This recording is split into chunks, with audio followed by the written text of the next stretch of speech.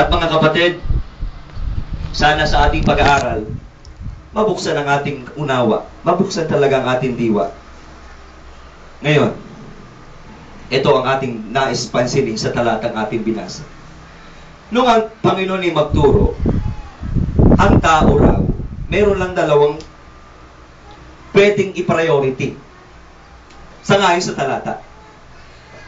Ang Bible ay nagturo, nung ang Panginoong Hesus ay magturo dito, ang tao raw, o ang tao, meron lang dalawang pwedeng i-priority. At kung hindi yung isa, yung isa. At kung yung isa, hindi yung isa. Ngayon, sino o ano ang priority mo? Look at verse 24. Look at verse 24. Eto.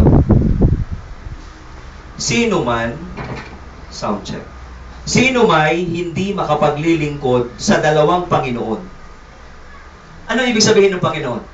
Sino man ay hindi pwedeng magkaroon ng dalawang priority at the same time? Hindi pwedeng dalawa, parang lalaki. Hindi pwedeng dalawa ang asawa mo at the same time. Na sinasabi mong equal ang pagmamahal mo sa kanila o equal ang pagtingin mo sa kanila. Ang Bible ay nagsabi na hindi pwedeng magkasabay na dalawa ang priority mo sa buhay. Sino may hindi makapaglilingkod sa dalawang Panginoon? Bakit? Sapagkat kapupuotan niya ang isa at iibigin ang ikalawa. Pag ipinariority mo aring isa, tiyak na hindi yung isa. Yun ang ibig sabihin ng Panginoon. Another thing, o kayo magtatapat siya sa isa at pawawalang halaga ang ikalawa. Ibig sabihin, kapag ikinag-priority doon sa isa, nagtatapat ka sa isa, hindi pwedeng doon sa isa nagtatapat ka din. Eto ngayon, ang dalawang pagpipilian. Sino may, ang sabi dito, hindi kayo makapaglilingkod sa Diyos at sa mga kayamanan. Dalawa yung pinagpilian dito. Dahil kahit itong mga mag-aaral na ito ngayon na umaaral, ang pupuntahan din, ito din dalawang ito ang pagpipilian nila. Ito din dalawang ito. Ano ito? God and Mammon. Sa English version po yung kayamanan ay Mammon.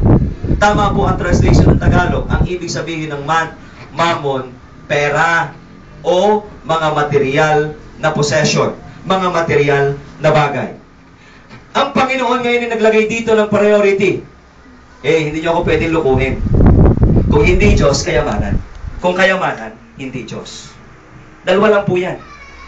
Ang Kristiyano ay madidetermine mo kapag tayo nag-aaral, siyasatin natin ang ating sarili. Nasaan nga kaya ang priority ko? Ako ba'y nasa kayamanan o nasa Diyos? Sa mga nag-aaral, bakit ka nag-aaral?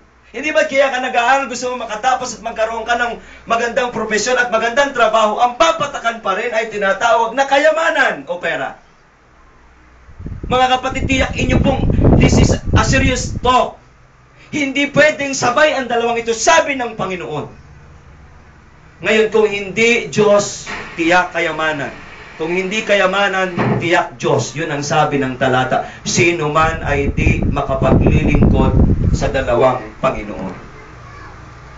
Ngayon, nais kong yun ang una kong nais ipakita.